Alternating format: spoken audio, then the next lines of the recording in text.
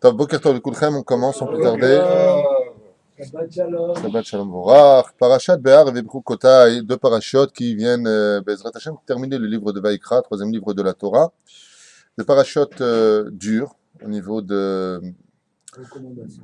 Voilà, exactement, des recommandations, car il faut savoir surtout que la parashat de Bechukotai est le mode d'emploi par excellence de toute la Torah. De toute la Torah, c'est le mode d'emploi pour vivre en Israël.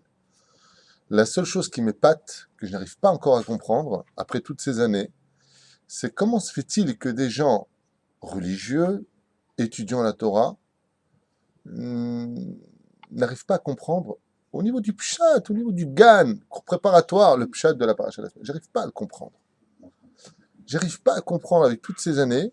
Une fois, j'ai dit à un ami avec qui j'ai étudié la Torah, je lui ai dit apparemment dans votre Sefer Torah à vous, il n'y a pas ni Bechukota ni Kitavo. Il n'est pas sous votre Sefer Torah. Il n'y a que du tu vis en Israël, tout va bien dans la vie. Non, non, non, non, non, non, non. Si tu vas bien, tout va bien. Si tu vas bien, tout va bien, peut-être, mais quoi qu'il advienne, il faut quand même être conscient. Et on verra deux Ophanim, Blin et Der, on ira voir deux facettes de l'histoire. Parce que on sait tous très bien que la parashat Bechukota et Kitavo, même Re'e, Nitzavim, sont des parachutes qui sont mises en garde du peuple, sur le peuple d'Israël. Faites très attention, parce que, pan, et puis comme tu me posais la question ce matin à Manchiour, tu m'as dit comment est-ce qu'on fait pour que la matérialité soit soumise à la spiritualité. Et je te donne une réponse très brève, mais qui veut absolument tout dire. C'est la Hirat Shamaim. Si on n'a pas de Hirat Shamaim, ces deux parachutes viennent nous mettre en garde. On parle de la Kadachat, par exemple, qui est une maladie, comme le dit Rachid dans la Gemara, qui est la pire de toutes les maladies, qui est une maladie de la tête. D'accord? On parle d'une fièvre qui n'en finit pas. C'est comme si tu as la tête dans un micro-ondes et qui ne veut pas cesser. Et donc, ça brûle de l'intérieur et tu ne sais plus quoi faire de ta vie. Que Dieu nous protège. Mais ce sont des choses qui, d'ailleurs, la plupart ont eu lieu. Quand on étudie Echa, quand on étudie la perte du premier temple et du deuxième temple, qu'on voit les souffrances, quand on voit l'Alechem, sans faire de rappel, l'histoire de la Shoah, l'histoire des pogroms, fait 6000 personnes ont été décimées en 2 jours au Maroc. Quand on voit tout ça, on voit que la vie ne plaisante pas.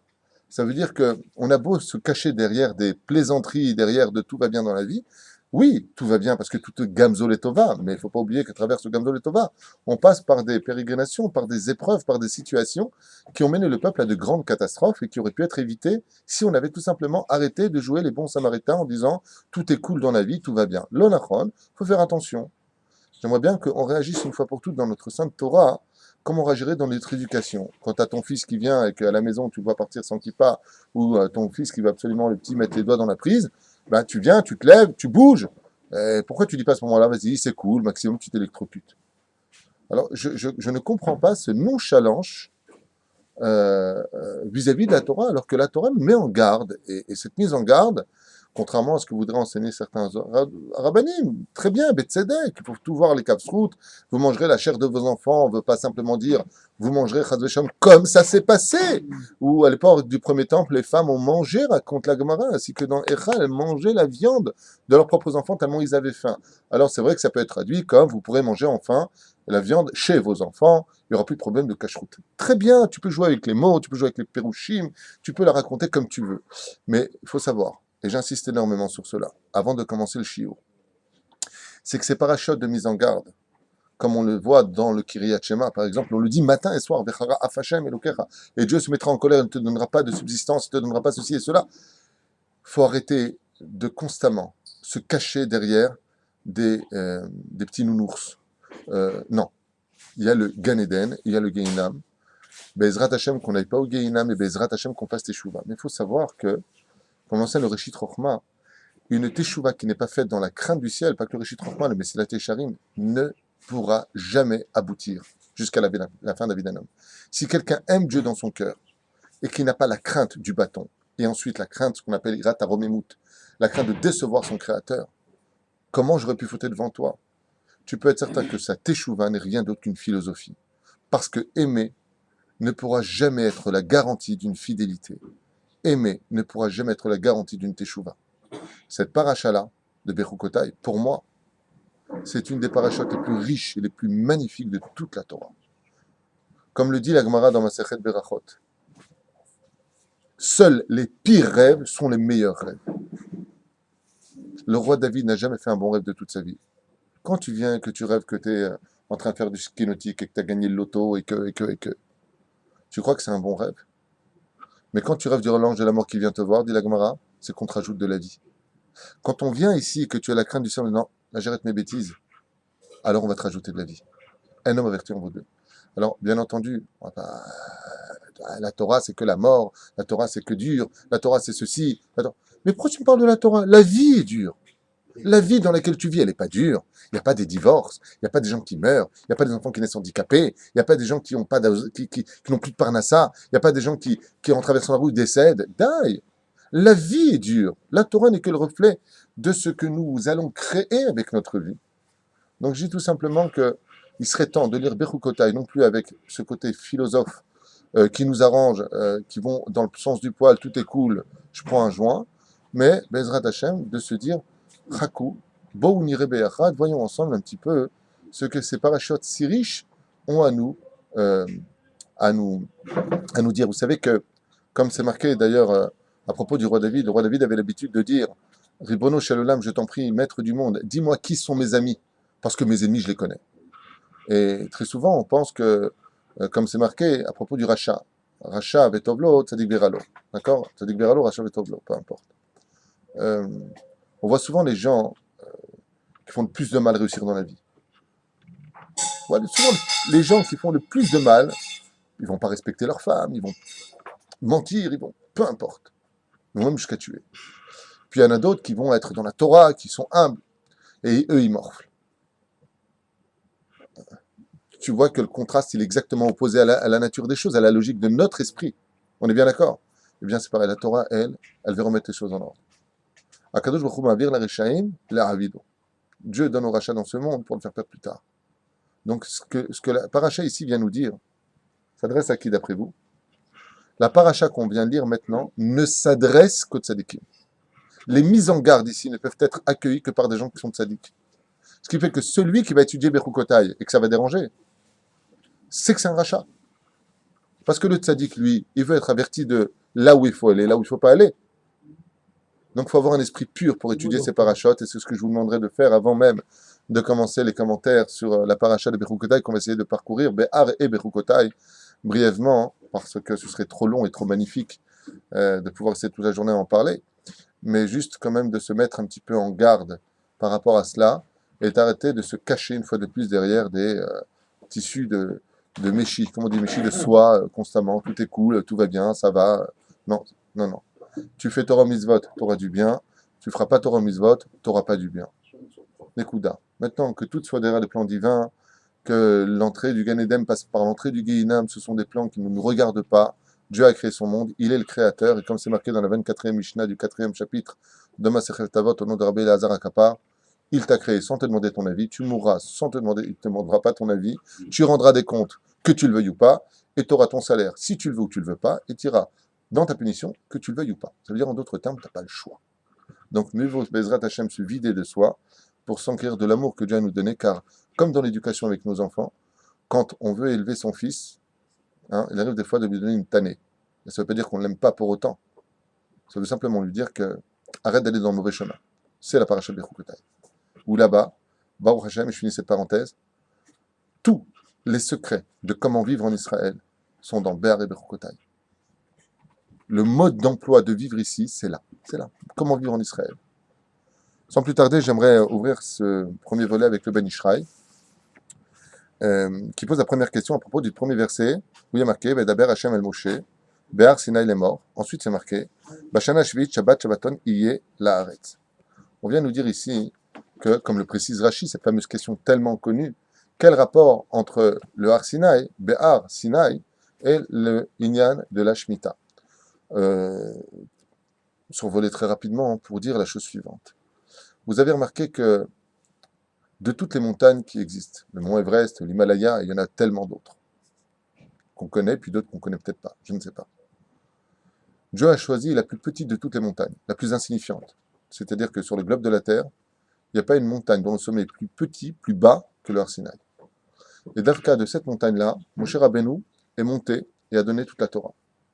C'est-à-dire que de l'insignifiant par excellence est sorti le meilleur pour le monde. Comme c'est marqué, on vient t'enseigner ici quelque chose de parallèle. La Shemitah aussi vient du Sinaï. Mais Vadaï, mais toute la Torah vient du Sinaï. Alors, quel est le chidouche? Il dit ici le Ben Ishraï, effectivement, combien la Shemitah, qu'est-ce qu'on fait pendant la Shemitah? C'est-à-dire cette année de Zacher, Zacher, comment tu dis? Zacher, oui, ce que j'ai dit. D'accord? Eh bien, on laisse la terre pourrir. On laisse la terre abandonnée. La Torah vient t'enseigner, tout comme on a vu que la plus petite des montagnes a été capable de donner le meilleur de ce que la nature aurait pu offrir dans le monde, c'est-à-dire la Torah, de la même façon, sache que la Shemitah, quand tout va pourrir, quand tout va être laissé abandonner, pourra donner double bénédiction. Elumi Sinaï et Elumi Sinaï. Les deux viennent de la Torah. Les deux viennent du Sinaï. Pour t'enseigner que ce n'est pas du tout la logique de ta façon de voir les choses. Si j'ai les meilleurs éléments, je pourrais le mieux réussir. Pas du tout. Tu peux tout à fait signer un chèque avec un stylo Bic. Tu n'as pas besoin d'avoir un stylo en orthodiachet. Si moi, je te donne les moyens dans la caisse de faire ce chèque, alors peu importe quel sera le stylo. C'est exactement ce que vient nous enseigner la Torah. Qu'est-ce que j'en ai à faire de la petite montagne du Sinaï? Et qu'est-ce que j'en ai à faire que tu as abandonné ta terre? Parce que ce que tu dois absolument comprendre, c'est que l'un comme l'autre ne sont pas dépendants du socle que tu as, mais uniquement de la bracha que j'y mettrai. Et quand Dieu a déposé sa bracha sur le Sinaï pour donner la Torah, on a eu la Torah. Quand Dieu dépose sa bracha dans l'opposé absolu de ce qu'on appelle la terre d'Israël, laisse-la et abandonne-la telle qu'elle, alors vous pouvez être certain qu'on aura la 6e année de quoi manger pour les 2 ans qui viendront. Lama, parce que ce qui compte, ce n'est pas la quantité ni notre propre logique, mais justement la logique d'Hachem. Et c'est difficile au niveau de l'Aïmouna. La personne vient, elle travaille, elle maintient un système et un rythme, okay? Et bien sauf, il laisse tout tomber. Il faut recommencer, Keilou, maintenant on te donne un chant défraîchi. C'est très très difficile. C'est pour cela que Chachamim, non pas le Ben Ishraï simplement ici, mais d'autres Parshanim expliquent que la 7e année est l'essentiel de l'Aïmouna. Je vous l'ai déjà expliqué. L'Aïmouna ne se vit pas à travers un chapeau et une barbe. L'Aïmouna ne se vit pas à travers la philosophie des livres. L'Aïmouna se vit dans un domaine précis qu'on appelle la Parnassa. Dans le domaine de l'argent, on voit vraiment si une personne elle a de l'Aïmouna ou pas. Quand tu es capable de laisser ta Parnassa, sachant que c'est Dieu qui va te l'amener, cette Parnassa, alors Baruch Shemo, tu acquiers en toi le vrai système de l'Aïmouna. Lama, comment tu te le dis pour pas ton chant? Elumi Sinaï ve Elumi Sinaï. On avance pour le Ben Ishraï. On reviendra en arrière, bien entendu, pour décortiquer ces versets-là. Quitte à vous à la arrête, car quand vous viendrez Bezrat Hashem en Israël, Ani noten lachem, c'est moi, Dieu, qui vous la donnerai. Mais Shavta Haaretz Shabbat Lachem, et vous laisserez donc la 7e année, la terre au repos, jusqu'à la 49e année, soit l'année du Yovel, la terre se reposer. 2 questions que pose le Ben Ishraï. Ani noten lachem, c'est évident. Le mot Ani, c'est moi qui donne. Ben oui, on sait très bien que c'est toi qui donnes. Pourquoi le mot Ani? Et le deuxième mot, Lachem, Shabbat Lachem. On sait très bien que c'est Dieu qui a demandé de laisser la Jvita, c'est-à-dire la terre se reposer, pour t'enseigner que la terre d'Eretz Israël ne s'acquiert que parce que Dieu nous la donne et non pas parce que toi tu penses que tu vas faire ton pays. C'est Dieu qui donne la terre. C'est la seule réponse d'ailleurs de nos nations du monde, comme le précise Rashi. Dieu la donne à qui il veut, cette terre. Ani noten lachem, c'est la terre d'Hachem, d'accord? Et deuxième chose, c'est que la terre d'Eretz Israël est dépendante de quoi? De la Shemitah. Comme c'est marqué dans Masechet Avot. 4 choses peuvent provoquer la galoute. La Vodazara, Gilou Yeresh, Fishut Damim. Donc le culte étranger, le meurtre et l'inceste. Mais c'est pas fini, il y a marqué ou Shemitah Ta'aretz. Le fait de ne pas respecter la terre d'Eretz Israël, Noten Lachem, Dieu dit c'est moi qui te donne cette terre, mais n'oublie pas que la terre aussi elle a besoin d'une garantie, c'est que tu la respectes. Comment tu respectes la terre? Et on verra comment, parce que la terre d'Eretz Israël a une particularité que je vais vous expliquer d'ailleurs tout de suite. On va rentrer dans un très beau secret de l'étude. Tout de suite, je mêle des midrashim les uns dans les autres, c'est pas grave, c'est pour mieux comprendre ce que cela signifie. Mazeh Ani Hashem. En réalité, la terre d'Eretz Israël a besoin d'une réparation. On a tous fauté. Même Dieu lui-même, on fait un korban pour lui parce qu'il a rapetissé la lune, comme on verra dans le Sefer Devarim, Rachid l'explique et la Gemara l'explique. En rapetissant la lune, Dieu a besoin d'un korban. Parce que la lune, malgré tout, elle a, porté plainte. Vous vous rappelez, après, le soleil, le Meshéné. La terre d'Eretz Israël aussi a besoin de faire teshuva. Comme c'est marqué dans Masechet Shabbat à la page 30 à Moudbet, en bas. La tid lavo, ba'harit hayemin, titen haaretz etz ma Elle donne quoi? Des gâteaux. Elle va donner quoi? Des gâteaux. Nous, des gâteaux. C'est-à-dire, les arbres vont donner quoi? Aitzim, gluskaout, c'est marqué dans la Gemara. Gluskaout. Gluskaout en araméen, ça veut dire des gâteaux. Une sorte de farine, de bonnes choses à manger. Ça veut dire que ce qu'on a nous aujourd'hui, c'est quoi? C'est une terre qui est maudite. C'est pas une terre qui est bénite. Parce que le vrai Eretzraël, Zavatra Lavoudash, on n'a pas encore connu. C'est d'ailleurs ce que demandera Moshe Rabbeinu quand il enverra les explorateurs à propos d'Eretzraël. Qu'est-ce qu'il demande là-bas? Vous vous rappelez? Dites-moi s'il y a des arbres ou pas. Mais tu le vois du Jourdain s'il y a des arbres. Je te demande s'il y a des arbres ou pas. Ce que vous voulez savoir, il y a le pshat, l'arbre c'est le tzaddik, est-ce qu'il y a un tzaddik qui les protège? D'accord. Mais ce que vous voulez savoir, mon cher Rabbeinu, c'est est-ce que les arbres d'Eretzraël ont fait tchouva ou pas? Et de quel tchouva on parle, vous allez comprendre tout de suite. À la création du monde, Dieu a demandé à la nature, donc, de sortir des arbres, comment? Fruits. La nature a désobéi à Dieu. La terre d'Eretzraël, par laquelle le monde va être créé, a décidé de désobéir à Dieu. De là, dit le Rav Kook d'ailleurs, que la terre d'Eretzraël a un libre arbitre très prononcé, puisqu'elle a désobéi à Dieu. Qu'est-ce qu'a dit l'ange d'Eretzraël? Il a fait son calcul. Il a dit, attends, si moi je deviens des arbres fruits, les gens vont me manger à partir du tronc, je ne pourrai pas résister en Israël. Donc, je vais être un arbre, et osépéri, un arbre qui fait des fruits. C'est pour cela que quand Adam et Chava vont fauter, dit Zohar Kadosh, Dieu va maudire la terre. Et c'est marqué aussi dans la Torah. Ba'avour, c'est Ba'avour, parce que tu as fauté la terre. Mais quand Adam et Ève ils ont fauté, qu'est-ce qu'elle a fait la terre? L'erreur de la terre a été deux choses. La première, c'est qu'elles ont désobéi à Dieu. La terre d'Eretzraël a désobéi à Hachem. Deuxième chose, elle a été un exemple pour Adam Arishon de, tu sais qu'on peut désobéir à Dieu? Donc la terre a été maudite de 10 malédictions. Dans ces 10 malédictions, comme pour le serpent, la terre d'Eretz Israël n'aura plus le srout d'être Shomeret Shabbat.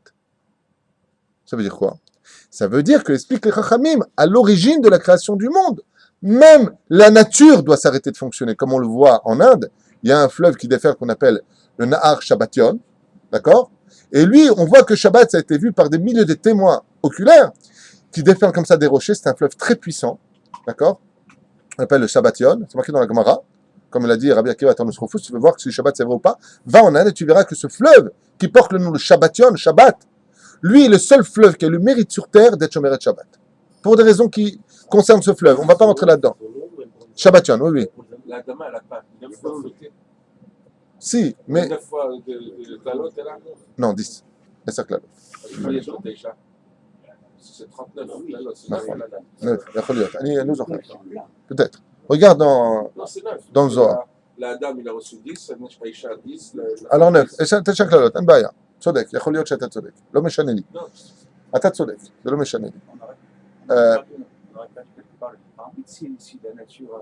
Très bien, on va voir ce que ça donne. On va voir ce que ça donne.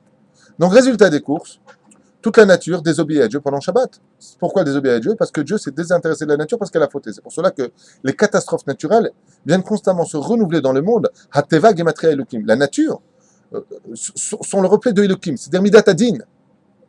Ce qui fait que tous les Shabbats en Eretz Israël, comme on l'a vu chez le Hamor de Rabbi Pinchas Ben Yair, l'âne, quand il était chez le Tzadik, il a fait tchouva, il ne travaillait pas pendant Shabbat. Même l'âne, mais l'âne, il n'a pas besoin de faire tchouva. Ata, Ovincha, Mentecha, et même ton animal va faire. Mais la terre d'Eretz Israël, elle, les herbes, les arbres, la nature pousse pendant Shabbat.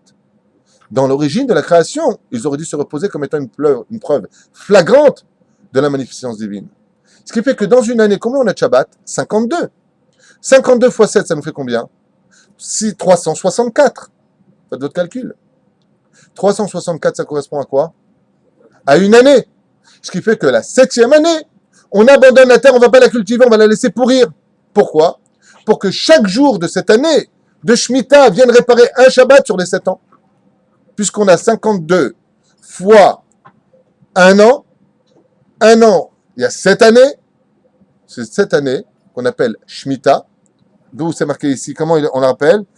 Veshavta Aret Shabbat. Veshavta. Qu'est-ce que Veshavta? On peut le lire de deux façons. Veshavta veut dire le mot Shabbat qui veut dire se reposer, mais veut dire aussi Teshuva. Veshavta, et la terre fera Teshuva.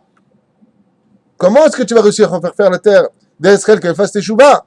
En abandonnant la terre, ne va pas la cultiver, comme dit le rabbi de Lubavitch. Extraordinaire commentaire. Il te dit pourquoi on a besoin de te dire c'est de me suivre.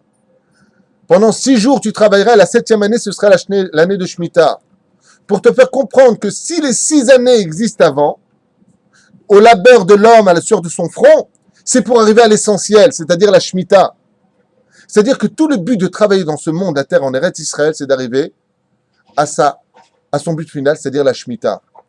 On ne travaille pas pour se nourrir, on travaille pour arriver à laisser tomber la terre pendant la Shemitah. Parce que si tu n'as pas travaillé pendant 6 ans, alors quelle différence il y a entre les premières années, dit le Rabbi Lubavitch? Tu travailles la terre pendant 6 ans, et la 7e année, tu lèves la main. Lama. Parce que sinon, il n'y aurait pas de contraste entre le jour et la nuit. Donc le travail est un tikkun, et non pas une question c'est pas un moyen de se nourrir. Pas du tout. Celui qui pense que parce qu'il travaille, il aura de l'argent, il n'a rien compris dans ce monde, rien compris. C'est une devise de goy, pas de juif. Les gens qui ne travaillent pas, ils gagnent très bien leur vie. Et t'en connais. Ouais, on en connaît tous. Peu importe. Et honnêtement, les gens qui travaillent beaucoup, ils ne gagnent rien. C'est un sujet pour lui-même. Donc on voit ici que ces années-là viennent réparer quoi? Ce qu'on vient de dire à l'instant. Étant donné qu'il y a eu 364 Shabbats où l'herbe a continué à être, en d'autres termes, maudite dans le sens où on n'a pas le droit, le srout de venir dans le monde du Shabbat. Veshavta haaretz, Shabbat Hashem. Fais faire tes teshuvah à cette terre. En d'autres termes, la Shemitah, c'est la teshuvah de qui? De la terre d'Eretz Israël. C'est pour cela que s'il n'y a pas de Shemitah en Israël, la terre nous expulse, on va en galoute. Par exemple, disent les Chachamim dans la Gemara, combien de temps on est parti en Babylonie? 70 ans. Et les Chachamim, qu'est-ce qu'ils disent? C'est les 70 années de Shemitah qu'on n'avait pas respectées en Israël. Puisque vous n'avez pas respecté 70 années, vous irez 70 ans en galoute. C'est-à-dire que la terre a besoin de faire teshuvah. La Shemitah vient du Sinaï parce qu'on ne peut pas recevoir la Torah sans teshuvah. Donc d'abord l'endroit où tu vis, comme on sait que, comme disait Manito à la vache à l'homme, c'est la terre où tu vis qui influence sur toi. Si la terre où tu vis, c'est-à-dire que le kéli dans lequel, l'ustensile dans lequel tu vas te reposer n'est pas capable lui-même d'être blanc, à l'image du lait, qu'est-ce que le lait? C'est du sang qu'a fait tchouva, on a expliqué dans le livre. Okay? C'est du sang qu'a fait tchouva le lait. De la même façon, la terre d'Israël a besoin de sa tchouva. Et quand est-ce qu'elle fait tchouva la terre d'Israël? Quand c'est Shabbat Shemitah. Laisse maintenant pendant chaque jour de la Shemitah. Chaque jour d'une année de Shemitah est aussi kadosh qu'un jour de Shabbat, puisqu'elle vient réparer le jour du Shabbat qui a été enfreint, parce qu'elle a donné ses fruits. Parce qu'elle a continué à pousser pendant ces jours-là. Mais ça va beaucoup plus loin que ça. La Gemara nous raconte l'histoire de Rava. Vous savez que Rava avait demandé 2 mois dans l'année où les yeshivot devaient envoyer leurs élèves travailler le katir et le bâtir dans les kéramim, comme on dit le kéramim, dans les vignes et dans les champs, afin de ne pas vivre de la tzedaka. 2 mois dans l'année, les yeshivot libéraient leurs étudiants et ils allaient travailler la terre. Un truc de fou. Une xéra de Rava. Très bien. Mais malgré tout, les Chachamim disent et expliquent que si sur une année, on a eu Tishrei et Nissan, les 2 mois, où les gens laissaient les yeshivot, on le voit, c'est terrible. Vous êtes au kollel aujourd'hui? Non, il n'y a pas de kollel. On est au mois de Nissan. Il n'y a pas de kollel, on est au mois de Tishrei, vous ne savez pas, au Yom Kippour, jusqu'à la fin, Aleph Becheshvan, il n'y a pas. Où sont les gens? Ils vont écrire, ils vont faire des shritot, des Sefer Torah. Ils essaient de gagner de leur vie pour toute l'année. 2 mois de travail pour 1 an. Ils essaient de gagner leur vie. Heureux celui qui les soutiendra avec tout cela. Mais malgré tout, combien on a eu de Bitul Torah? Le travail, c'est une malédiction, c'est un tikkun. On a eu 2 mois. Pendant 6 ans. Si j'ai eu 2 mois, ça me fait combien de mois en tout? 12 mois. D'où l'année de Shemitah, qui est aussi la tchouva de ceux qui ont annulé la Torah pour aller travailler selon la Gdera de Rava. C'est-à-dire que, grâce à cette Gemara, quand vient la Shnat Shemitah, on a dit tout à l'heure, les kéramim, c'est-à-dire les vignes et les champs, tu les abandonnes pendant 1 an. Ce qui fait que pendant ces 2 mois, à l'année où on allait travailler fois 6 ans avant la Shemitah, on avait 12 mois à réparer de Bitul Torah. Ces 12 mois vont être récupérés la 7e année. Ça veut dire que Rava, en réalité, avait accepté d'annuler la Torah à la condition on respecterait la Shemitah. Parce que la Shemitah, en réalité, ces 12 mois de perdus sont récupérés par les 12 mois qui confirment l'année de Shemitah. Inematov umanaim shevet achim gam yahad. Et les personnes sont censées étudier 12 mois la Torah? Absolument. Oui, je vois. Euh, ça, je ne sais pas si je vais en parler tout de suite parce que j'ai peur de m'allonger.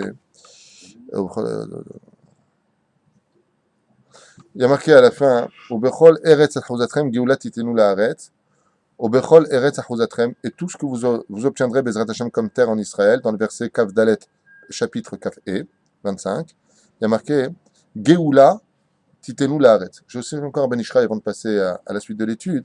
Mazé titenu laaretz, vous le donnerez à la terre. Mazé advarim haele. Il y aurait une Géoula pour la terre. Regardez bien, je relis le verset.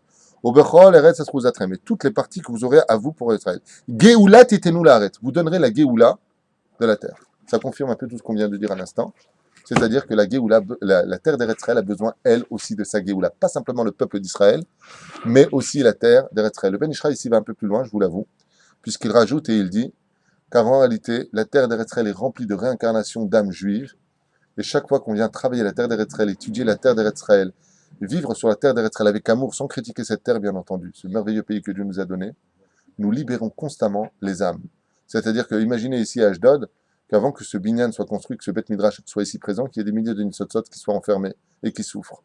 Le fait d'avoir construit un monde de Torah, le fait d'avoir construit un monde d'études, de mitzvot, d'amour du peuple d'Israël, nous libérons toutes ces âmes. Ce qui a marqué Géoula Ta'aret, tu donneras la Géoula, c'est-à-dire la libération, la rédemption, je déteste ce mot en français, mais c'est la traduction la plus proche, à Eretz Israël. Comment? En libérant les Nitzotzot, on parle une fois de plus de réincarnation, ici, Be'eretz à Kodesh.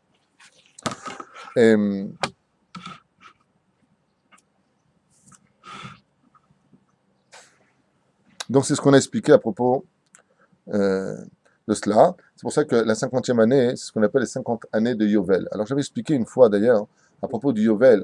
Oui, Quand vous avez dit Annie, j'entends pas. quand vous avez parlé, vous avez dit Annie au sujet d'Eretz Israël, chez Annie Noten Lachem, Taparnas Adakol. Ça veut dire que dans les autres pays, c'est pas Kadosh Baruch Hu qui fait? Non. Il y a 70 nations qui sont divisées par rapport à des pays. Par exemple, on sait que Esav a pris le Har Seir, mais si ces nations-là, comme elles ont toutes été décimées, les Italiens n'ont rien à voir avec les Romains d'antan. À chaque fois, c'est un renouvellement des choses par rapport à des calculs que j'ignore. Mais Eretz Israël, ça appartient qu'à nous. Mais Kadosh Baruch Hu, il donne la Parnassa aussi dans les autres pays où il a mis des ministres ou des choses comme ça. Tout autre pays dirigé par un ange, comme c'est marqué dans la Gemara de Masechet Ketubot, Kuf Yud Aleph, Sauf Eretz Israël. sauf Eretz Israël. Ici, c'est Yachar El. C'est pour ça que tout celui qui vit en Koutz Laaretz, c'est comme ça qu'il faisait Avodazara, parce qu'il s'adresse d'abord au ministre de l'ange qui dirige le pays, et lui, il décide de passer à l'ange de la prière chez nous, en Israël. D'où l'expression Kol Adar Bechutz Laaretz, Kilu Eno Eloka, c'est comme si il n'a pas de Dieu. Comment ça, le mec il est religieux? Comment il n'a pas de Dieu? Voilà, parce qu'il prie dans un pays où il y a un Dieu étranger à Dieu. C'est-à-dire, ce n'est pas directement relié à Dieu.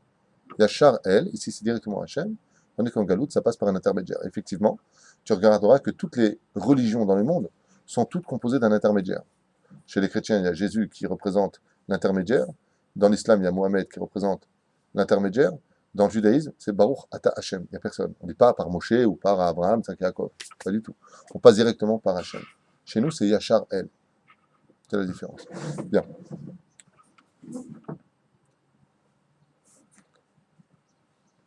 Alors, j'avais donné l'exemple sur le Yovel à propos des 120 ans. J'aimerais juste rappeler comme ça, avec votre permission, très très rapidement, un Mahamar important. Vous savez qu'on a l'habitude de dire Ad Me'ah Be'esrim Shana, jusqu'à 120 ans de vie. Alors, il y a un rapport avec le Yovel, vous allez comprendre, car le Yovel, Beyovel, exactement, ça fait Gematria la Vetar. C'est-à-dire que quand tu respectes la Shemitah et que tu arrives enfin à l'année du Yovel où toutes les terres retournent à leur propriétaire original, c'est-à-dire Dieu, eh bien, tu peux vivre sur ta terre, Veyashafta la Vetar, tu reposeras en toute sécurité. La Vetar veut dire en toute sécurité. La Vetar et Bayovel, c'est exactement la même Gematria, Imakolel, avec plus 1. D'accord? Quel rapport y a-t-il entre les deux? Vous allez comprendre tout de suite. Comme c'est marqué, Vishaftem la Vetar, Mazé Vishaftem la Vetar, vous vous installerez en toute sécurité. Vishaftem, ce sont les lettres du mot Yom Shabbat. De là, tu comprendras que Eretz Israël a besoin d'une chose certaine, à vous en déplaire, comme c'est marqué, un pays où s'écoule le lait et le miel, Zavat, Halav, Udvash, dont les Sofitivot, les dernières lettres, forment de ce verset-là, Shabbat. Vi shaftem, quand est-ce que tu pourras t'asseoir en toute sécurité en Israël? Pas quand tu auras le ministère de la Sécurité, pas quand tu auras Tsahal aux frontières, que Dieu les bénisse, on en a besoin. Il ne faut pas être ingrat, bien au contraire. Aval, ce n'est pas là qu'est le vrai domaine de la sécurité. Vi shaftem yom Shabbat. Comme ça disent les Chachamim, pas David Witou. Les Chachamim disent Vi shaftem, vous voulez vous asseoir en sécurité en Israël, soyez Shomer Shabbat. D'où les Soviets votent. Vous voulez une terre qui donne du lait et du miel et non pas du sang sur les routes. Vous voulez ça? Shomer Shabbat. À vous en déplaire, tu es content, pas content, j'en ai rien à faire. La Torah, elle n'est pas là pour te plaire. On monte vers le Sinaï, on ne fait pas descendre la Torah vers le monde, d'en bas. Vi shaftem yom Shabbat, sont les initiales. Comme ça dit les Chachamim. Eretz Israël a une condition. Elle a besoin de faire teshuva aussi, et pour ça, elle a besoin de son peuple. Et son peuple, il a besoin de faire teshuva aussi sur sa terre. Nous, on doit faire teshuva dans le domaine de Ahavat Rinam, et la terre d'Eretz Israël a besoin qu'on soit Shomer Shabbat sur sa terre. Zavat, Taf, Halav, Bet, Dvash, Shin, Shabbat. Tu veux voir le lait et le miel d'Israël, soit Shomer Shabbat. C'est pour ça que Rabbi Shimon nous dit, dans la Maseret Shabbat, à la page 118 à Bet, si vous faites Shabbat, Shte Shabbatot, Miyad, Nigalim, vous serez tout de suite sauvés. Vous voyez le mode d'emploi comme il est bon en Israël. Vous voulez qu'on soit tous sauvés ici? Benatati Shalom Ba'aret. Il faut qu'on soit Shomer Shabbat. Contrairement à ce que j'ai entendu d'un autre Rav, que c'est pas Shabbat qui nous sauvera. Comment tu peux être un Rav et dire une telle bêtise? Le Vadak, c'est Shabbat qui nous sauvera. Toi, tu sais mieux que Rabbi Shimon Bar Yochai. Qui Shabbat i habituach chaim. Comme disent les Chachamim, j'ai noté ici, car les Chachamim P1 disent que Shabbat c'est l'identité du juif et qu'elle n'est habituach chaim. Alors, quel rapport avec l'anniversaire? Je parlais d'anniversaire. C'est vrai qu'on a l'habitude de dire Adma Vesrim Shana. D'accord? Je te souhaite jusqu'à 120 ans de vie. Pourquoi limiter la vie d'un homme? Ezrat Hashem, que tu vives pour l'éternité. Non.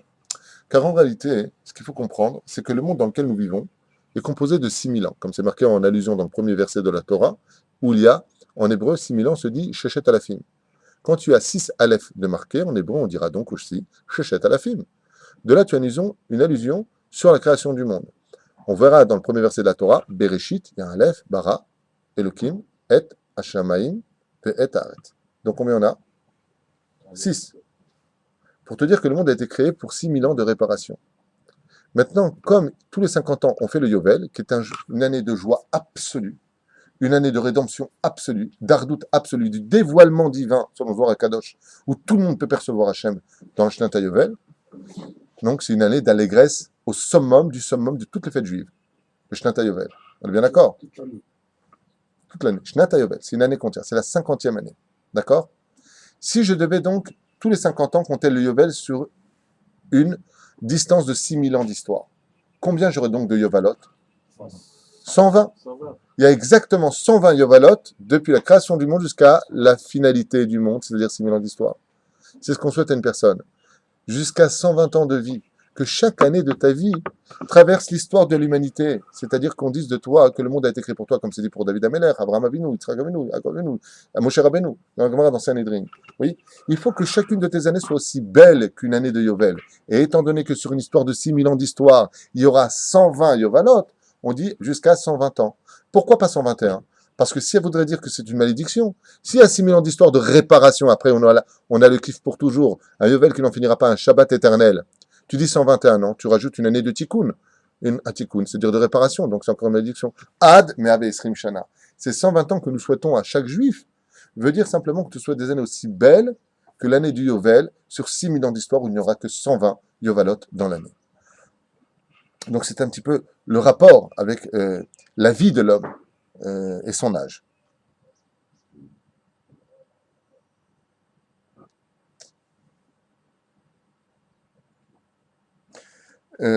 Pour passer à la paracha de Bechukota à toute vitesse, parce que je me suis un peu attardé ici, j'aimerais raconter une histoire de Rabbi Akiva Eger, puisqu'on nous parle ici que tu ne feras pas de prêt à ton prochain avec rébit, avec les intérêts. D'accord? Donc, un interdit formel de la Torah. Et il s'est passé une histoire sympathique comme ça pour mettre un petit peu d'eau dans notre vin, parce qu'on parle de choses très intéressantes certainement, mais les histoires ravivent beaucoup la émouna du juif. Et aujourd'hui, on a besoin de se remonter le moral, parce que la vie est dure. Baruch Hashem. Vous savez que la gravité de prêter de l'argent avec intérêt, d'abord, c'est du vol. Pourquoi? Parce que dans le judaïsme, quand tu prêtes de l'argent à quelqu'un, Bien entendu, tu fais un shtar où tu prends deux témoins. Sur le shtar, tu vas marquer, shtar, ça veut dire le contrat. Voici que je te prête par exemple 10 000 shekels. Tu me les rends quand? Dans 2 mois. Quelle date? Tu signes, il signe, Nigmar Asipo. Très bien. Teudat Zehut, la totale. Cet argent maintenant, quand il est en possession de celui qui s'est emprunté l'argent, il appartient à qui cet argent? À lui ou à moi? Il appartient à lui, pas à moi. Bah oui. C'est comme un appartement que je loue. Est-ce que le propriétaire pourrait rentrer chez moi en me disant non, le cadre, vous ne le mettez pas dans le salon, je le veux dans le couloir? Monsieur, c'est peut-être vos murs, mais pour l'instant, je vous loue cet argent. Donc, en d'autres termes, l'argent qui est emprunté ne m'appartient pas. Si, pendant qu'il est chez lui, je lui prends de l'argent, en rébit, c'est-à-dire avec intérêt, c'est donc que je vole un argent qui ne m'appartient pas, puisque cet argent qui est chez lui ne m'appartient pas. Donc, le rébit, c'est un mensonge. Puisque je viens, comme je te prête de l'argent, donc tu vas me payer des intérêts. On n'a pas le droit de faire ça. Donc, rien que par rapport à cela, il y a un problème. Il y a une question beaucoup plus profonde, Alpi Kabbalah, qui est reliée à la faute originelle du serpent par rapport au rébit. Donc, on ne va pas faire maintenant parce que ce serait beaucoup trop long. On finirait le shiur là-dessus. Mais super intéressant. Je vous laisse te trouver, Bezrat Hashem, étudiez vous-même. Le but, c'est d'avoir envie d'aller étudier la Torah. Celui qui prête de l'argent avec intérêt n'a pas de monde futur et ne se réveillera pas à Triat Ametim. À l'époque de Rabbi Akiva Eger, Zecher Tzadik Kadosh Ivracha, il y a 250 ans, 260 ans à peu près, en Tchécoslovaquie, alors qu'il était arrivé là-bas, est mort un homme extrêmement riche. Quand les enfants apportaient la goufa de leur père devant la Hevra Kadisha, vous savez là où on enterre les morts, ils ont dit voilà, notre père est mort, on voudrait l'enterrer. Combien on vous doit? Combien ça coûte Ils lui ont dit 1 million de roubles. Vous pouvez répéter? 1 million de roubles. Les religieux, vous êtes tous des voleurs, vous êtes ceci, tu sais, dès que t'es pas l'occasion de pouvoir casser sur les religieux, vous êtes des voleurs. Et qui venait d'arriver dans la ville, raconte les sages, Rabbi Akiva Eger, qui était mondialement connu, ils sont partis le chercher comme ça au Beddin, au mode arabe, on a un problème, sont venus les enfants ils n'étaient pas petits, ils avaient 40 ans, de ce richissime qui était décédé, et ils lui ont dit voilà, on vient devant vous, Gvodarav, pour se faire juger. On est venu pour enterrer notre père, son corps est toujours pas enterré, il souffre énormément, comme l'enseigne la Torah. Et voilà que ces religieux, 10 religieux ici, profitent de la situation financière de mon père en demandant 1 million de roubles pour l'enterrement. Rabbi Akiva Eger, c'est très étonnant en disant mais 1 million de roubles, c'est énorme. Et regarde le chef de la Hevra Kadisha, le rabbin de la Hevra Kadisha, lui dit combien coûte une place au cimetière du quartier juif?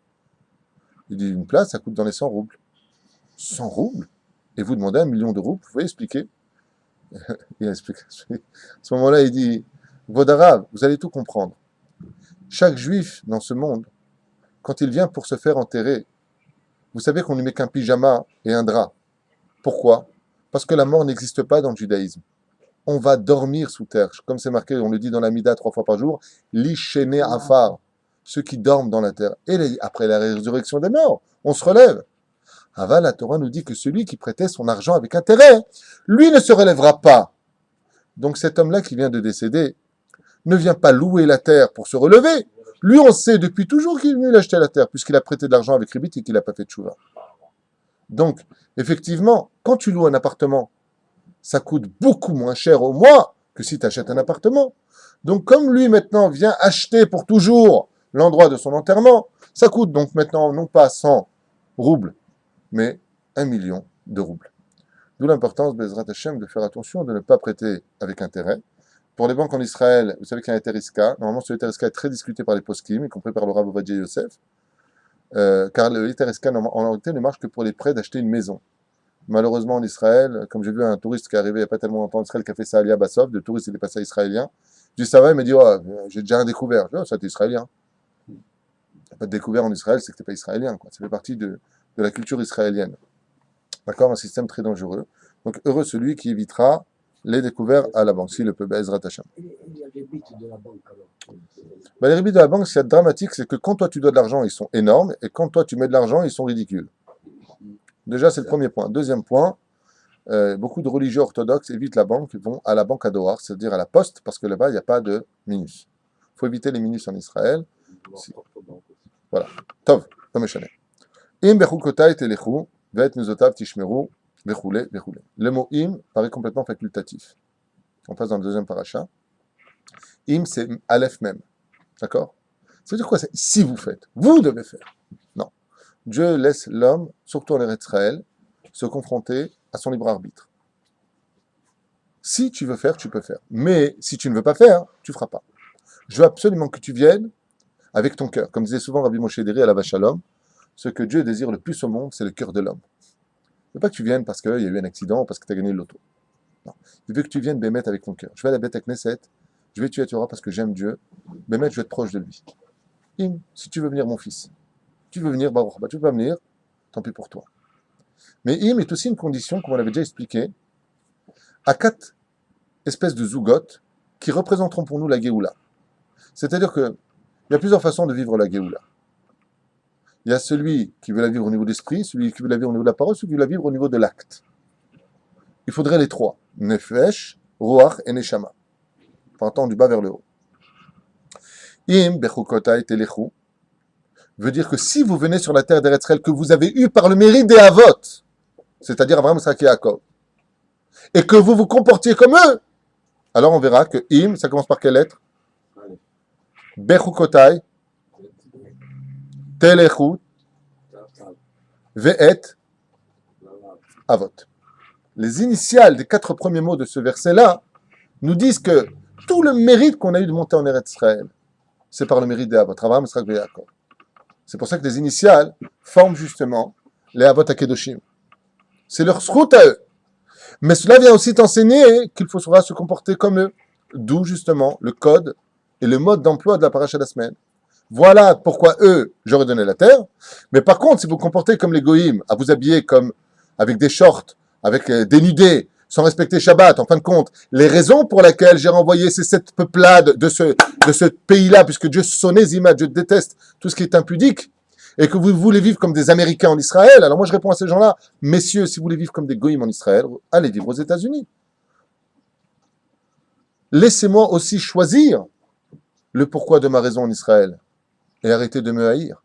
Parce que la Géoula est dépendante du Im. Im, c'est Aleph même. On avait déjà parlé de ça une fois. Vous verrez que tous les libérateurs auront toujours ces 2 initiales dans leur nom. Aleph même, Aleph même, Aleph même, Aleph même. Qui furent les 2 premiers libérateurs de l'histoire juive? Aaron, Aleph, Moshe même. Ensuite, qui on a eu dans l'histoire? Esther et Mordechai. Aleph, Esther, Mordechai même. À la fin des temps, on attendra qui? Eliyahu Hanavi, Aleph et Mashiach même. Im. Vous les voulez? Faites ce que je vous demande. C'est pas la peine d'hurler sur les toits, c'est pas la peine de dire c'est avec nos armes qu'on va réussir. Pas du tout. Même s'il nous faut nos armes. Pas le problème, c'est pas le sujet d'aujourd'hui. Mais il y a aussi un dernier point. On a dit 4 et là on en a que 3. C'est que, étant donné qu'on s'est haïs les uns les autres, et que l'Yetzirah fait tout pour qu'on se haïsse aujourd'hui, les chilonim contre les datim contre les datim, ouais. Comme c'est marqué, je vous donnerai la paix, non, ve'yashaftem lavetach benatati shalom ba'aretz. Il y a un problème. Vous vivrez en toute sécurité en Israël si vous faites Torah ou Mitzvot. Là, c'est bien marqué Torah ou Mitzvot. Hein. On est bien d'accord. Il n'y a pas marqué autre chose. Il n'y a pas marqué tu fais l'armée. Non, il n'y a pas marqué. C'est bien de faire l'armée, mais c'est pas marqué comme ça ici. À vous en déplaire. C'est pas marqué comme ça ici. Alors, c'est vrai que c'est très important de faire l'armée en Israël, mais aussi c'est très important d'être assis et étudier la Torah. On en a fait un cours. Ça s'appelle les armées d'Israël. Je vous invite à aller voir ça sur le site. Donc, on base. Mais vous avez compris qu'il y a un problème au niveau des mots? Nissim, vous vivrez en toute sécurité, je vous donnerai la paix. Ça va pas. Pourquoi ça va pas? Parce que si je m'assois en sécurité, c'est que donc j'ai la paix. Non! C'est exactement le contraire que ça veut dire. Je vous donnerai la sécurité vis-à-vis des loups qui sont autour de votre pays. C'est 380 millions d'Arabes qui veulent notre mort aujourd'hui, qui nous cracheraient dessus, on serait noyés. Mais il y a pire que les ennemis. Il y a vous-même. Je vous installerai en sécurité vis-à-vis des goïms, mais vous aurez aussi le shalom entre vous. Parce que la bracha ne viendra dans ce monde que quand quoi? Que quand on sera capable tous de s'aimer. Qui sont les symboles des 12 tribus de l'amour absolu de l'un pour l'autre? Certainement pas les frères vis-à-vis de Yosef, ils l'ont haï. Il n'y en a eu que 2 dans l'histoire. Ephraïm, Aleph et Ménaché. C'est pour ça que tous les vendredis soirs, au nom de ces 2 grands personnages qui étaient fiers d'être le frère de l'un et de l'autre, alors qu'il y en a un qui était à l'armée, je vous rappelle, c'était Ménaché, chef de l'armée, général en chef de l'armée égyptienne chez Yosef. Et Ephraïm qui était Bachor Yeshiva. Eux, ils s'aimaient. Eux étaient fiers les uns des autres. Eux arrêtaient de se critiquer. On n'a jamais vu Ménaché dire à Ephraim, sors de ton étude. Au contraire, quand partait en guerre, Ménaché vérifiait que son frère aille bien. Et son frère venait l'accueillir quand il revenait de la guerre. Il y avait de l'amour entre eux. Quand vous aurez de l'amour comme Ephraim et Ménaché entre vous, alors je vous donnerai la bracha. On avance. Vous savez que le mot Téléchou, toute cette paracha parle aussi de la fin des temps. Téléchou, si vous inversez les lettres, ça fait les lettres du mot Kotel. Le Kotel Amaravi, c'est-à-dire le mur des lamentations. Pourquoi est-ce qu'on viendrait dire cela? Parce que vous savez que la paracha de Bechukotai, quoi que tu fasses des années bissextiles, tombera toujours dans la semaine du Kaf, Chet, Iyar, le 28 du mois du Iyar, c'est-à-dire mercredi pour cette année. Et qu'est-ce qu'il y a eu le 27, le 25, le 28 pardon, du mois de Iyar? La déclaration de Israël. Non, pas du tout. Ça, c'est le Iyar. Qu'est-ce qui s'est passé? Non, pas la déclaration. Non. En tout cas, c'est pas moi ce que j'ai ici. Ah non, excuse-moi, c'est pas ça. Le sauvetage du côté. Absolument. Ah, ok. Le 28 Iyar, Shichrur Yerushalayim. Im Bechukotai Telechu. Viendra un jour, Bezrat Hashem, où vous viendrez reprendre le kotel. Téléchou, c'est le du mot kotel. Et Chazal, ils disent, sache que la paracha de Bechukotai tombera toujours dans la semaine où il y aura la libération du kotel. Parce qu'en réalité, la Géoula commencera réellement à se vivre depuis 1967 selon l'ère vulgaire. Et ce qu'il y a de curieux, c'est qu'en hébreu, alors que l'homme a été créé Erev Shabbat, Erev, ça fait 272, moins 6000 ans, on arrive exactement à l'année hébraïque de 1967. Incroyable. 1900. 67. Ouais, il y a une année. Prends 6000 ans d'histoire, moins 272 Erev Shabbat, où l'homme a été créé, c'est-à-dire 272 heures avant l'entrée de Shabbat, ça te fait exactement en français, si tu regardes en hébreu, ça fait 1967. Téléchou, c'est vous irez vers le Kotel, libérez le Kotel. Parce qu'on sait que celui qui possède Jérusalem possédera toute la terre. C'est un sujet pour lui-même. C'est pour ça que les lettres de Moshe, Bezrat Hashem, forment aussi même Shin He, Milchemet Sheshet Ayamim, la guerre des 6 jours. Moshe, même Milchemet Shin Sheshet He Hayamim, la guerre des 6 jours. Et si vous voulez la suite, Rabbeinu, vous voulez la suite? Re'u Banai Israël Nissim Veniflaot. Moshe Rabbeinu, ça veut dire, vous verrez mes enfants, des prodiges et des miracles à vos yeux. Moshe Rabbeinu. Baruch Hashem, qu'on ait eu le srout de récupérer le Kotel. Yom Yerushalayim est un des jours les plus fantastiques de l'année juive. Malheureusement, on ne le fait pas comme il le faudrait. C'est un jour où on devrait faire des festivités, du chauffard, remercier Hashem. Ça, c'est un jour où vraiment on peut plus que tout. Le Rav Kook disait que Yom Ha'atzmaut n'a aucune signification sans Yom Yerushalayim. Il dit pourquoi? Il dit parce que quand tu fais sortir la mère de prison, elle reste toujours triste en dehors de la prison si son fils n'est pas avec elle. Yom Ha'atzmaut, c'est Eretz Israël, c'est la mère. Aval Yom Yerushalayim, c'est le fils. Mais quand la mère et le fils sont sortis de prison, alors c'est la fête. Yom Yerushalayim est un très grand jour à Bataille. J'avance parce qu'il est...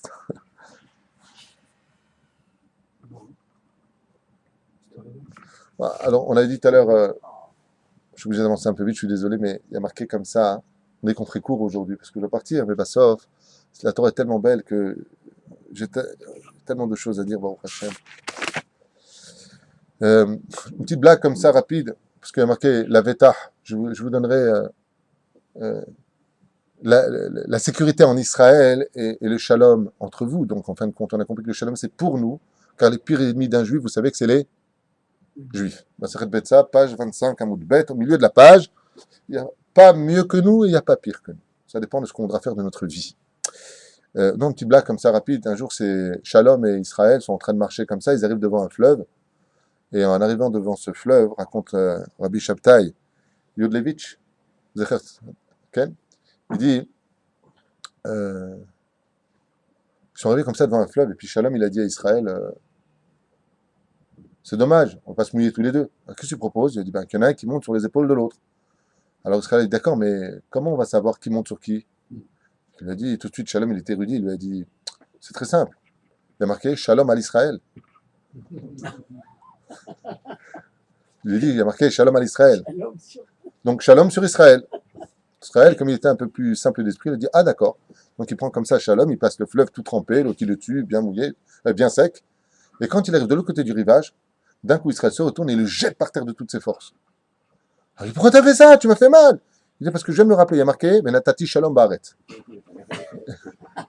Et j'ai donné Shalom sur la terre. C'est une petite blague comme ça pour nous. Mignon.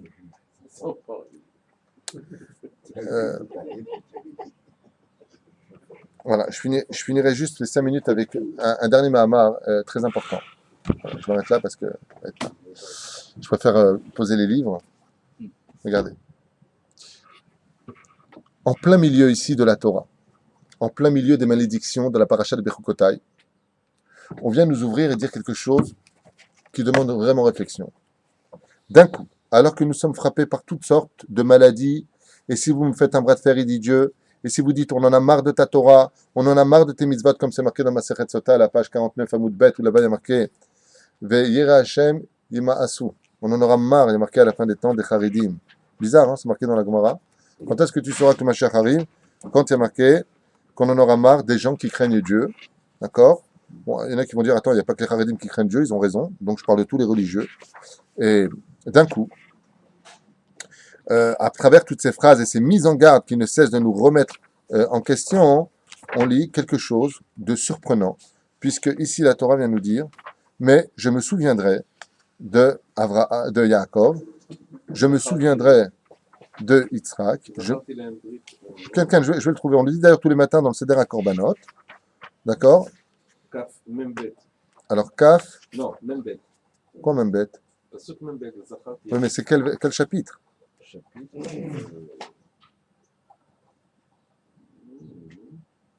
Comme c'est marqué, Ve'im bechukota etim asu, et si vous en avez marre de ma Torah, Ve'im et mishpata et igal nafshechem, vous êtes dégoûté de mes mitzvot.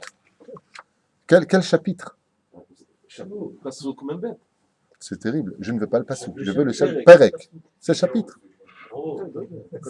C'est marqué en haut. Hein. Kavav. Merci. Ah, Est-ce que quelqu'un a un psychiatre pour lui? Voilà. Donc c'est même à l'aise. C'est que ça a été enregistré. Hein. Tu pourras voir que je te demande depuis tout à l'heure le chapitre et tu me donnes le verset. Ça va s'arranger si Dieu veut. Alors regardez bien. Va'altem bagoyim, et vous serez perdu parmi les goyim. Ve'achla etrem eretz oivechem, et la terre de vos ennemis vous mangeront. Ve'nisharim bachem imaku ba'avonam, et ceux qui resteront seront frappés. Ba'atzot oivechem, ve'av ba'avonot avotam itam imaku, et vous serez frappés non seulement pour vos fautes, mais aussi les fautes de vos pères. Ve'idvadu avonam, ça n'arrête pas. Et si avec tout ça, vous en avez ras-le-bol, d'un coup, Afani lech machem, j'irai aussi avec vous. On vient nous dire, mais je me souviendrai de vos pères. Et là, ça demande réflexion. Pourquoi? Parce que non seulement on nous donne le céder des pères, Avraham, Yitzhak, Yaakov, à l'envers. D'abord, on nous dit Yaakov. Ensuite, on nous dit Yitzhak. Ensuite, on nous dit Avraham. Mais en plus de ça, on nous rajoute un truc auquel on ne s'entendrait pas du tout. Et qu'est-ce qui est marqué là-bas? Ve'aret eskor. Depuis quand on vient nous dire que la terre d'Eretz Israël est liée au Havot?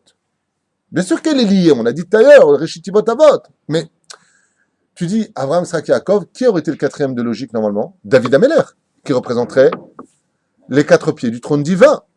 Alors, ou Moshe, éventuellement.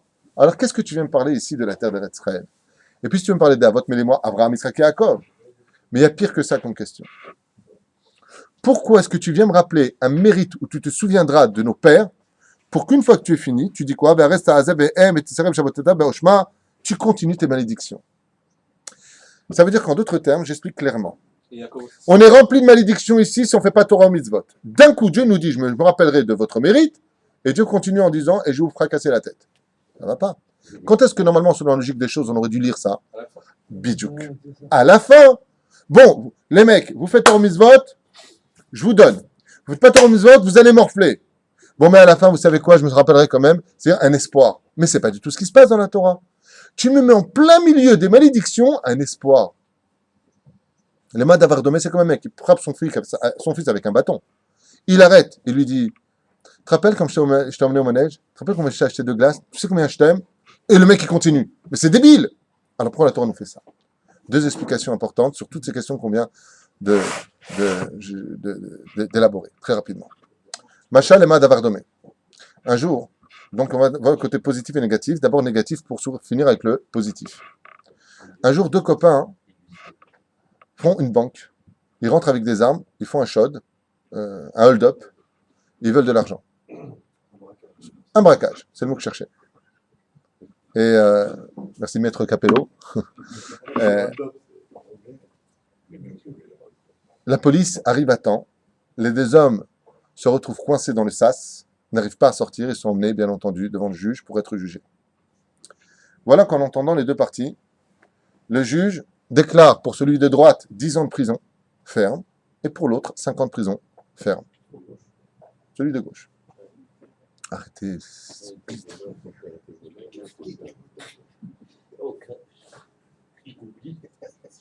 C'est la blague de Rav Yaakov Citruc.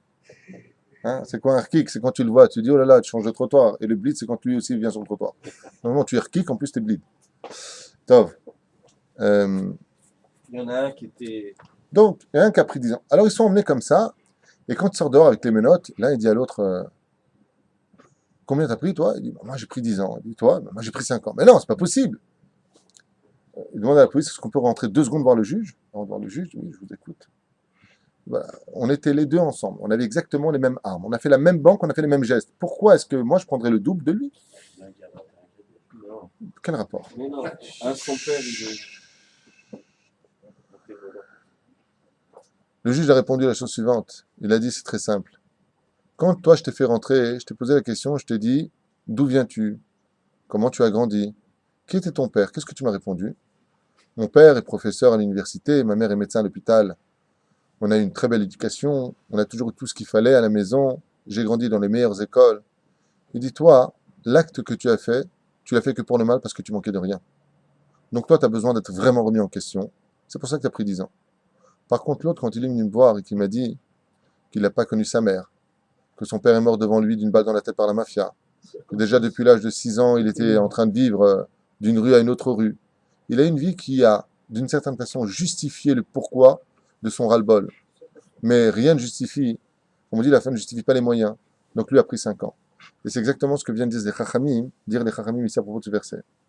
En plein milieu des malédictions, alors qu'on est étouffé par tout cela, Dieu va te dire, regardez bien.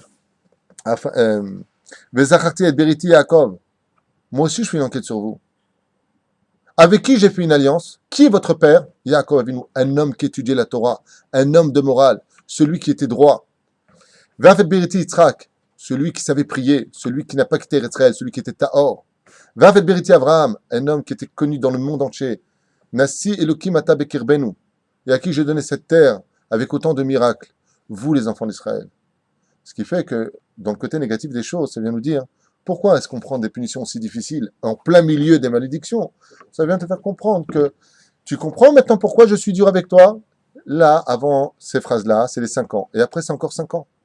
Pour te dire qu'en réalité, le yéchous, c'est-à-dire que ce qui te relie aujourd'hui à ces punitions si difficiles, c'est parce que tu as eu des parents exemplaires, Maaseh Avot Siman Abanim, et toi, tu as pris ces actions magnifiques des parents, et tu t'es rebellé contre moi.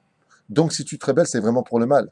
C'est pour cela que tout cela vient, malgré tout, te remettre en question et expliquer le pourquoi de cet acharnement de malédiction, de coups pris sur la tête, en disant, mais vous vous rendez pas compte combien un homme devrait se cacher quand il vient et qu'il n'est pas Shomer Shabbat aujourd'hui, et qu'il vient et regarde comme ça, ah, lui, c'est mon grand-père, en parlant du Rav Intel. Mais cache-toi, dis pas que c'est ton grand-père, tu salis son nom. Quoi, le petit-fils du Rav Intel, il est voyou aujourd'hui? Ou alors il mange pas cachère, ou il se passe la lame sur le visage. Mais cache-toi, c'est ce que vient nous enseigner ici la Torah. Cache-toi. C'est pour ça que pour cacher le verset de qui nous sommes entre les malédictions. Dieu nous cache dans un espèce de sandwich en disant, vous comprenez pourquoi je me fâche contre vous? C'est comme un père, il donne à son fils 10 000 euros. Et son fils, il va faire un casse pour 500 euros. Qui c'est qui se met en colère, la police ou le père? Le père. Pourquoi le père? Mais je t'ai tout donné, regarde de qui tu es le fils. Voilà exactement ce que ça veut nous enseigner. Pour finir sur un ton un peu plus agréable, c'est qu'en réalité, en plein milieu des malédictions, il y aura toujours un espoir pour qu'on vive. Parce que là, on vient nous dire, et ceux qui resteront, je les frapperai et je ferai. C'est qui? Voilà ce qui a marqué. Malgré tout, à la fin des temps, tout comme de tout temps, il y en a toujours qui seront sauvés. Qui est-ce? Regardez bien les versets. Vezacharti et Beriti Yaakov. Yaakov, c'est marqué avec un vav dans la Torah. On parle donc de la fin des temps. Parce que jusqu'à la fin des temps, Yaakov est resté sans vav. D'accord? Je me rappellerai de ceux qui étudient la Torah. Yaakov représente Ishtam Yoshev Ohalim, l'homme qui réside dans les tentes. Le srout de revenir en Eretz Israël, le srout de pouvoir vivre en Eretz Israël. Imen Torah en Kemach. Imen Kemach en Torah. D'accord. Mais en attendant, Im en Kemach. Torah en Kemach. Pour ceux qui étudient la Torah, vous les premiers, donc pourquoi le Seder est inversé? Avant ça, Yaakov, c'est marqué Yaakov. Parce que Yaakov est le Bachek Shebavot. Il est le préféré de Dieu des trois pères. C'est celui qui étudie la Torah. Pour ceux qui étudient la Torah, je vous ramènerai en Israël. Je vous donnerai la Géoula et j'arrêterai tout cela.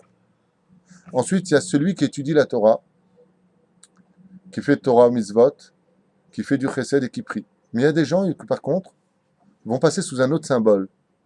C'est Yitzhak. Yitzhak est représentatif du Korban. C'est pour ça qu'il monte sur le Korban.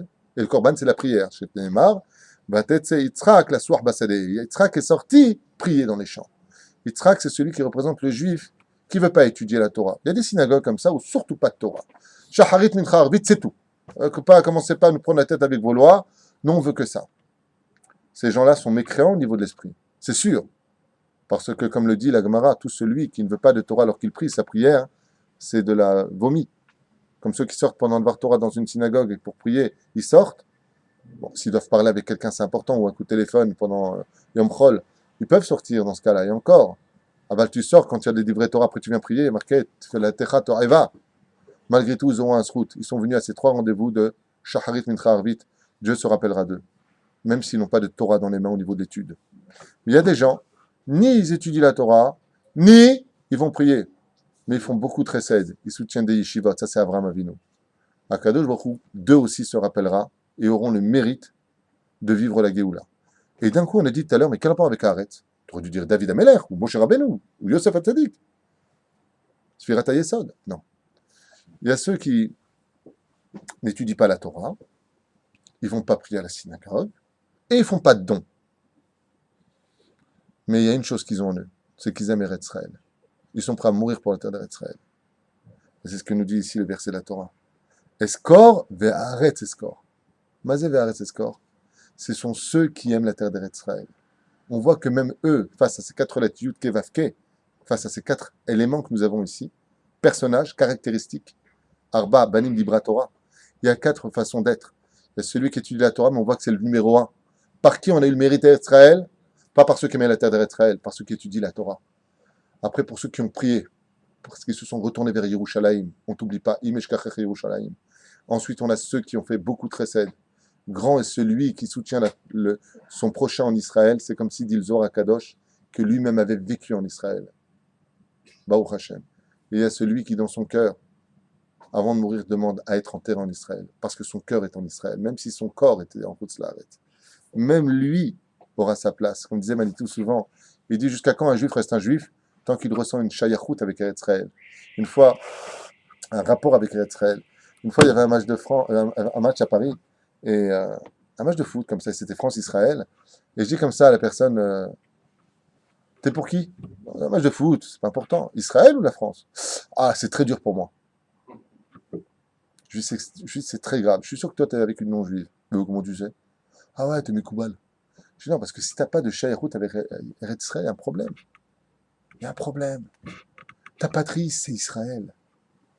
Ta vie doit être en Israël. Tout ce que tu fais doit être pour la terre d'Eretz Israël. Mais c'est pas une question de football, c'est juste, tu as raison, c'est pas important, mais ça démontre quand même au niveau symbolique quelque chose d'important. C'est au niveau symbolique que ça démontre quelque chose d'important. Pour moi, tu as raison, mais c'est juste au niveau symbolique. Le foot, pour moi, c'est un sport débile. C'est agréable de jouer au foot. Mais c'est devenu Avodazara. Les bails qu'un jour on arrive à remplir les bêtes midrashot, comme les stades se remplissent et arrivent jusqu'au meurtre aujourd'hui, jusqu'à prendre des risques en passant par des chemins qui peuvent provoquer la mort pour ne pas payer sa place et avoir une très bonne place pour voir un ballon qui court sur un champ. D'accord, c'est un sport qui rend fou, c'est le sport le plus payé du monde aujourd'hui, c'est ce que tu veux, je m'en fiche. Au niveau symbolique, quand tu dois entendre le mot Israël, tu dois avoir ton cœur qui réagit tout de suite. Et c'est ce que viennent nous dire les Chachamim ici à propos de Haaretz Eskor. Et la terre aussi, je me rappellerai, ce sont ceux qui sont en rapport avec la terre d'Eretz Israël. Ce qu'on appelle les sionistes non religieux en d'autres termes, eux aussi ont un mérite incommensurable puisqu'ils sont cités, mais en fin de wagon et non pas au début de wagon. Que chacun choisisse sa place, le Seder Adifuyot, l'ordre chronologique des choses. Alors si tu as les quatre, tu étudies la Torah, tu fais tes prières, Baruch Hashem, de qui plus est, tu fais du bien autour de toi et tu aimes ton pays, alors toi, tu as l'éternel en toi. Yud Ke Vav Ke. Baruch Adonai Olam Amen. Amen. Amen.